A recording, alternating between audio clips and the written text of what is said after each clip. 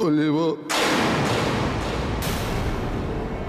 সত্যম, বলিব সত্যম, বই মিথ্যা বলিব না।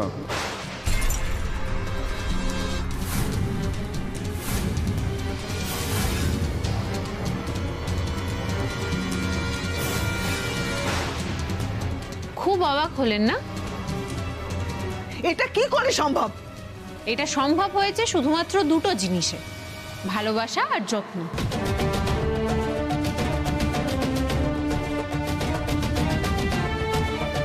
আপনি নিশ্চয়ই ভাবছেন যে মানুষটাকে আপনি প্রায় মেরে ফেলার চেষ্টা করেছিলেন, সেই মানুষটা কি করে বিছানা থেকে উঠে এলো, আর যদি উঠে আসেও তাহলে আপনার সামনে কি করে কথা বলছে। আপনি পারলেন না মালিনী ব্যানার্জি, আপনি ভালোবাসার কাছে হেরে গেছেন। চুপ করো, চুপ করো তুমি। মালিনী ব্যানার্জি হেরে যেতে পারে না। এই আপনি একদম গায়ে হাত দেবেন। ধুলো দিয়ে নাকামো সরুন। লীলা খেলা চলছিল আমার চোখে। সরুন এখান থেকে, দেখে যেতে হলো। বলো কিভাবে মালিনী ব্যানার্জি সুজয় বাবুর উপর। সরুন আপনি। এসব আপনি কি করছেন? সব আপনার এগেস্টে চলে যাবে। যান কাঠগড়ে যান প্লিজ।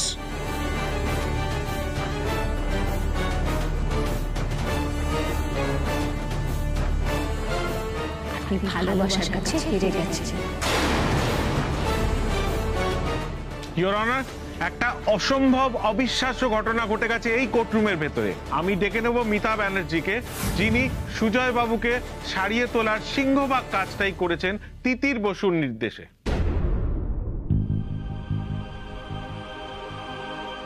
মিতা দেবী, আপনি পুরো ঘটনাটা বলুন, মানে সুজয় বাবুকে সারিয়ে তোলার পুরো বিষয়টা। আসলে সুজয় সুস্থ হওয়ার পিছনে পুরো ক্রেডিটটাই তিতিরের। তিতির আয়া সেজে ব্যানার্জি বাড়িতে ঢুকে দিনের পর দিন সুজয়ের সেবা করেছে। কারণ ব্যানার্জি বাড়িতে যে নার্স ছিল, যাকে আপনারা এখানে দেখেছেন সাক্ষী দিতে, তিনি আসলে মালিনী ব্যানার্জির লোক। এটা পুশ করে দিলে সুজয়ের আর নিজের পায়ে উঠে দাঁড়ানোর কোনো চান্স নেই। তিনি সুজয়ের কোনো সেবাই করেননি, উল্টে সুজয়কে মৃত্যুর পথের দিকে এগিয়ে নিয়ে গেছিল।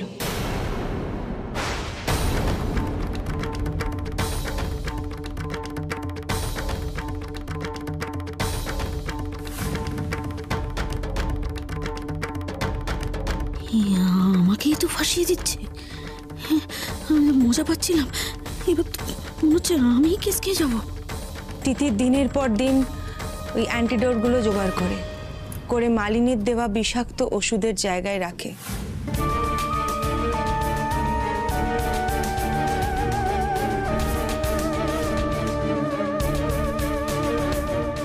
সেজন্য নার্স নিজেও বুঝতে পারেনি যে সুজয়কে নার্স দিনের পর দিন ওই অ্যান্টিডোট ইনজেকশনগুলো দিয়েছে।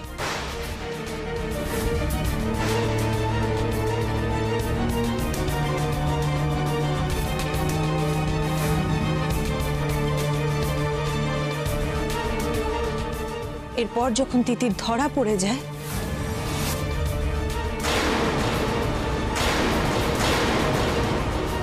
আর আমার সাথে তার দেখা হয়, তারপর থেকে তিতির আমাকে যা বলেছে আমি সেই মতন কাজ করেছি।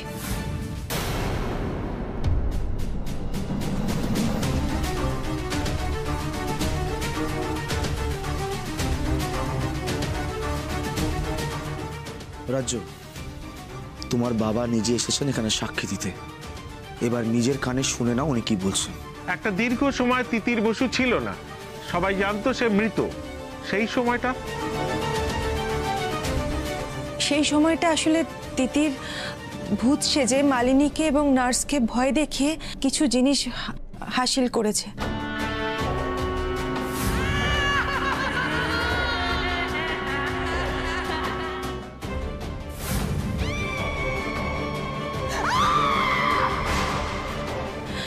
আসলে ওর একমাত্র উদ্দেশ্য ছিল সুজয়কে সুস্থ করে তোলা। সেই জন্য সে সময় কিছু কাজ করেছিল, বাধ্য হয়েছিল করতে। মিথ্যে, মিথ্যে, সব মিথ্যে। সত্যি সত্যি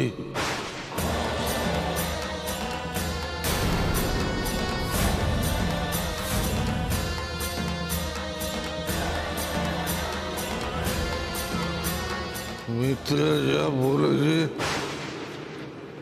সব সত্যি, মানে দোষী। ইওর অনার, আমার লার্নেড ফ্রেন্ড যাকে সাক্ষী দেওয়ার জন্য এনেছেন সে সুজয় ব্যানার্জি, তিনি তো কথাই বলতে পারেন না। সাক্ষী দেবেন কি করে? কোনো কথা স্পষ্ট বোঝা যাচ্ছে না। সুজয় বাবু সুস্থ হচ্ছেন ভালো, ওনার আরো আরোগ্য কামনা করি। ওনারা একটা চমক দিতে চেয়েছিলেন, আর এইভাবে সাক্ষী দিয়ে এত বড় মামলার বিচার কিভাবে হবে আমি বুঝতে পারছি না। তাছাড়া উনি মানসিকভাবে কতটা সুস্থ সেটা নিয়েও একটা প্রশ্ন রয়ে গেছে।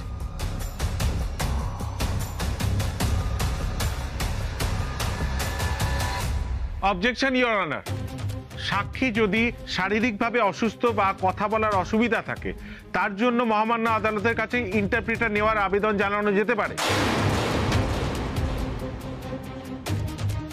আর মানসিক সুস্থতার কথা বলছেন, সেটা মহামান্য আদালতের সামনে কথা বললেই পরিষ্কার হয়ে যাবে। আমি এই সমস্ত বাকবিতণ্ডার অবসানের জন্য মহামান্য আদালতের কাছে একজন ইন্টারপ্রিটারের আবেদন জানাচ্ছি, এবং মিতা ব্যানার্জির কাছ থেকে আমার এই মুহূর্তে আর কিছু জানার নেই। আবেদনের অনুমতি জানানো হলো।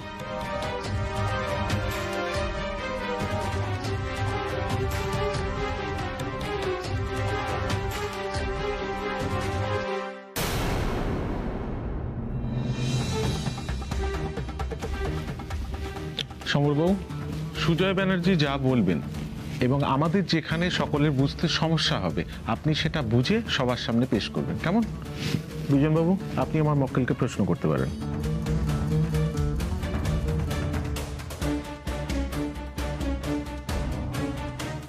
সুজয় বাবু, আপনার তো সবই মনে আছে, যেমনটা বললেন আপনাদের উকিল বাবু। আচ্ছা, এবার বলুন তো, মিতা ব্যানার্জি 23 বছর আগে আপনাদের সবাইকে ছেড়ে চলে গেছিলেন কি না, এবং আপনিও আর তার খোঁজ না করে মালিনী দেবীর সঙ্গে সংসার করেছেন কি না? দুটি সন্তান হয়েছে আপনাদের, তাহলে আসল দোষী ওই মিতা ব্যানার্জি, তাই তো? হ্যাঁ, দোষী মালিনী।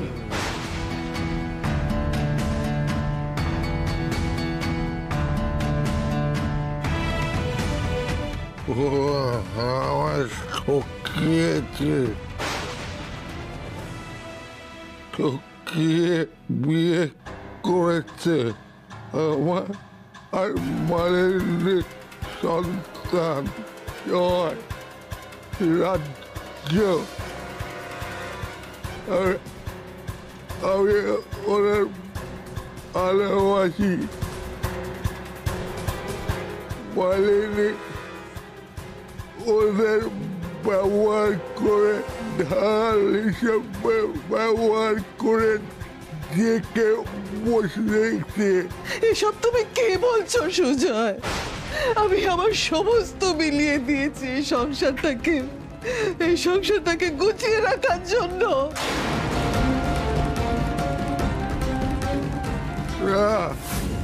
গত 23 বছর ধরে যদি কেউ ঠকে থাকে, বঞ্চিত হয়ে থাকে, সে কেবলমাত্র আমি, আমার বড় ছেলে সৌরাজ। উনি কি বললেন সেটা সবার সামনে একটু এক্সপ্লেন করবেন প্লিজ? উনি বললেন গত 23 বছরে সব থেকে বেশি যাকে ঠকানো হয়েছে, যাকে সব থেকে বেশি বঞ্চিত করা হয়েছে, তা কেবলমাত্র আমি আর আমার বড় ছেলে সোমরাজ।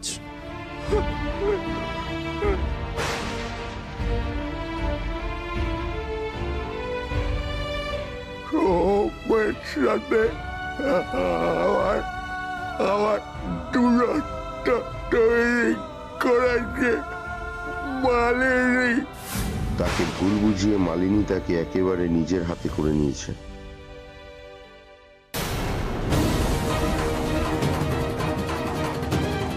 ওকে খুঁটি করে বাড়িতে রয়ে গিয়েছিল মালিনী।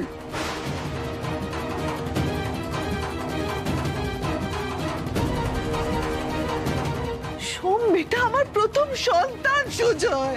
রাত মালিনী সবটা নিজের হাতে নিয়ে নিয়েছিল।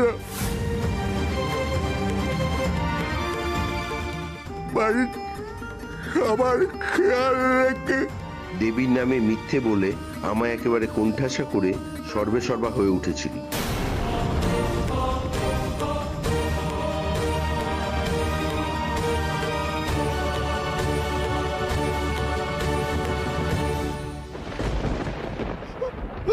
আমি ওকের মতো মালিনী করে বিশ্বাস করে দিলাম। মালিনী এমন প্রমাণ এনেছিল যে আমার বিশ্বাস করতে বাধ্য হয়েছিলাম। না না না, সব মিথ্যে, সব মিথ্যে। আমার এই বোকা বনে যাওয়ার দরুন আমার স্ত্রী, পুত্র ও পরিবারই শুধু নয়, আমার ছেলেদের বৌমারা যারা অন্য বাড়ি থেকে এসেছে, তিতির ও দোয়েল, তাদেরও একইভাবে ভুগতে হচ্ছে।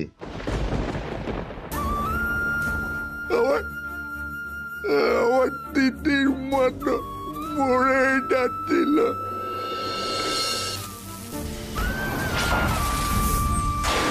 আর তিতির না থাকলে আমিও আর বেঁচে থাকতাম না, আজ আদালতে এসে সাক্ষীও দিতে পারতাম না।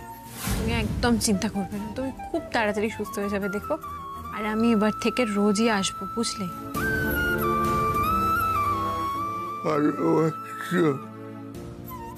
যাকে আমি মালিনীর কথা এত বছর ভুল বুঝেছিলাম, সে আমায় প্রাণ দিয়ে আগলেছে।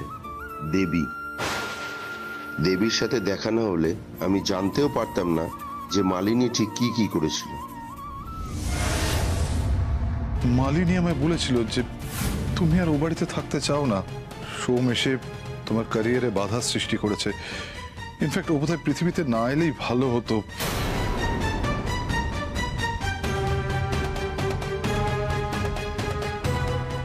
আমি কোনোদিন এরকম কোনো কথা বলিনি। তুমি তো আমাকে চেনো, তোমার কি মনে হয় যে আমি এরকম কথা বলতে পারি? মহামান্য আদালত শুনলেন তো?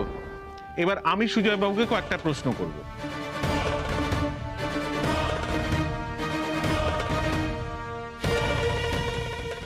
আপনি বলেছিলেন তিতির বসু না থাকলে আপনি সুস্থ হতেন না। মালিনী আমাকে বা আমার ছেলে সোমকে বোকা বানাতে পারলেও তিতিরকে বোকা বানাতে পারেনি। তিতির চেয়েছিল সোমকে জানাতে। মালিনী জানতে পেরে দুজনকে মেরে ফেলতে চায়।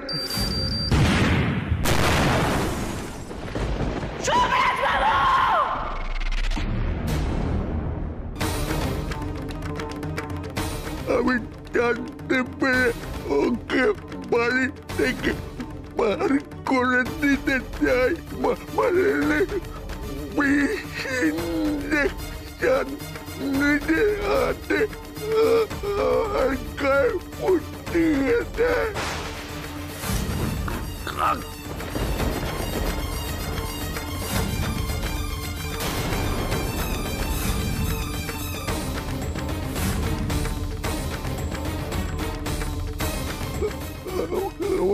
আমার পরে সব সম্পত্তি জয় নামে এখানে যেখানে পরিষ্কার বাবা আমাকে এই সমস্ত ঘর বাড়ি সম্পত্তি থেকে বঞ্চিত করেছে, সেখানে থাকার আর কোনো মানে হয় না। আমি এই মুহূর্তে এই অবস্থায় এই বাড়ি ছেড়ে চলে যেতে চাই। আচ্ছা সুজয় বাবু, আপনার কি ইনজেকশনের পরের কিছু কথা মনে আছে?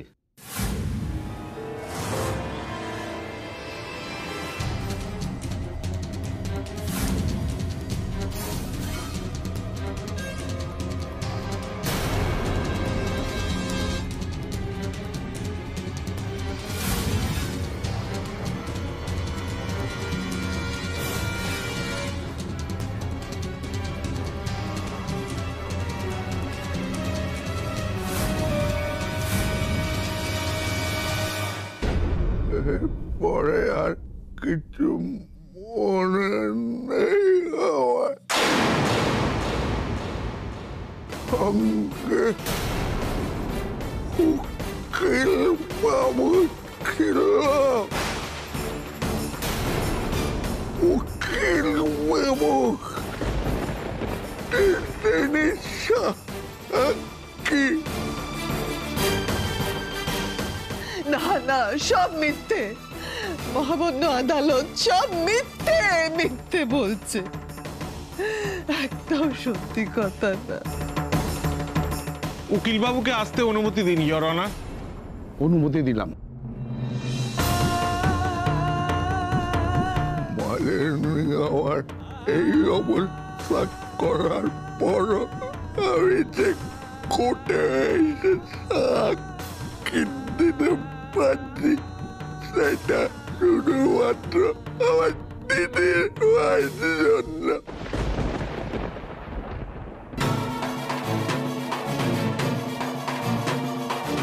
তার মানে মালিনী ব্যানার্জির এগেনস্টে অ্যাটেম্পট টু মার্ডার এবং যা যা চার্জ সব আছে। সব সত্যি। মালিনী এই চার্জগুলোকে করে সব সত্যি।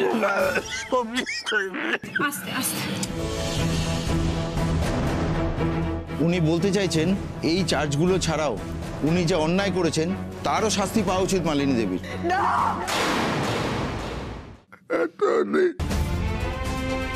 এই সবগুলো মুখ বুঝে সহ্য করে আমি দোষী।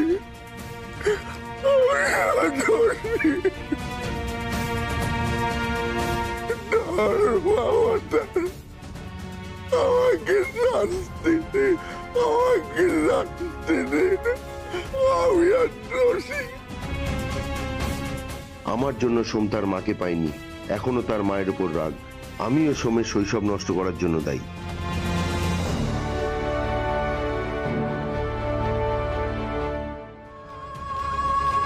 এই ব্যবসার জন্যই তো সবকিছু। ম্যাডাম ব্যানার্জি, দয়া করে কোনো রকম যোগাযোগ রাখবেন না। আমি আমার ছেলের শৈশব নষ্ট হওয়ার জন্য দায়ী না।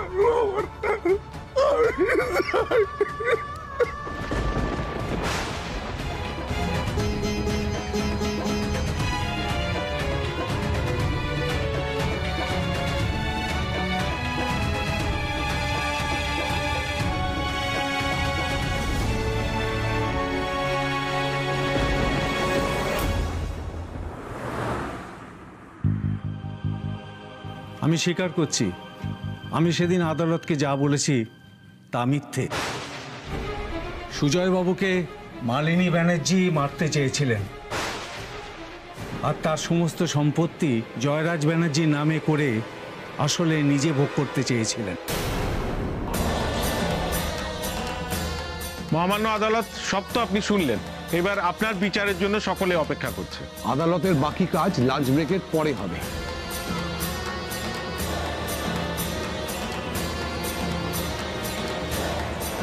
মনে হচ্ছে সুজয়কে এক্ষুনি মেরে দিই। এভাবে ঠকালি তুই আমায়, এভাবে ঠকালি তুই আমায়। আমার কাছ থেকে টাকা নিয়েছিস আর তিতিরের জন্য কাজ করেছিস, হ্যাঁ? পয়জনাস ইনজেকশন না দিয়ে তুই অ্যান্টিডোট দিয়েছিস, অ্যান্টিডোট ওষুধ দিলি তিতিরকে। তোর সাহস তো কম না, তোকে মেরে বলেছিলাম না মালিনী ব্যানার্জি, আপনাকে আপনার শিক্ষাতেই একদিন শাস্তি দেব, আর আজকে সেই দিন। আমরা কি করব বলতে পারো মা? সেদিন তোমাকে মারতে পারিনি, আজকে তোমাকে মেরে ফেলবো আমি।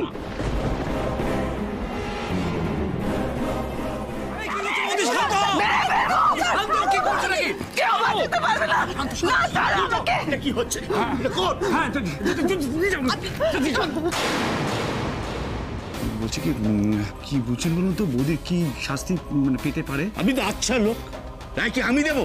জজ সাহেব আসুন, উনি যা বলবেন শুনে নেবেন।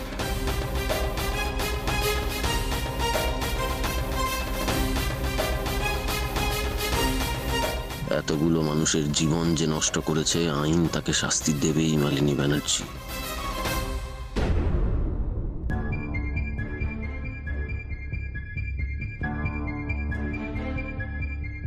ইয়োর অনার, সবাই আপনার চূড়ান্ত রায়ের অপেক্ষায়।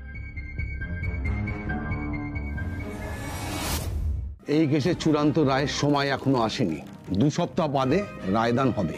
ততক্ষণ পর্যন্ত মালিনী ব্যানার্জিকে পুলিশি হেফাজতে রাখার নির্দেশ দিচ্ছে আদালত। এখনো পর্যন্ত যা সাক্ষ্য প্রমাণ পাওয়া গিয়েছে তার ভিত্তিতে এই সিদ্ধান্ত নিয়েছে আদালত।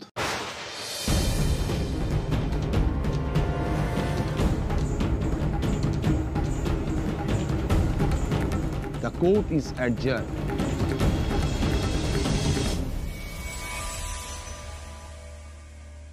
বলছি উকিল বাবু, জজ সাহেব কোনো রায় শোনালেন না, চলে গেলেন।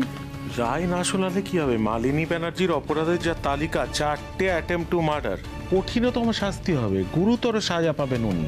মৃত্যুদণ্ডও হতে পারে, ফাঁসির সাজাও হতে পারে। হতে পারে না। উনি তো বলছেন ফাঁসির সাজাও হতে পারে। আমি তো মালিনী ব্যানার্জির শাস্তি চাই, আমি তো মৃত্যু চাই না কারোর। আমার ফাঁসি হতে পারে না।